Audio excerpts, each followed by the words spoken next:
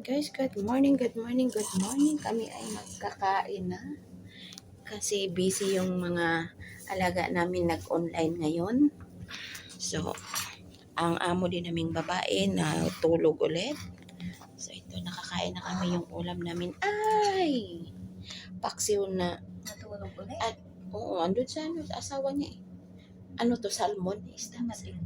Oo. Ito, isdang pugapot.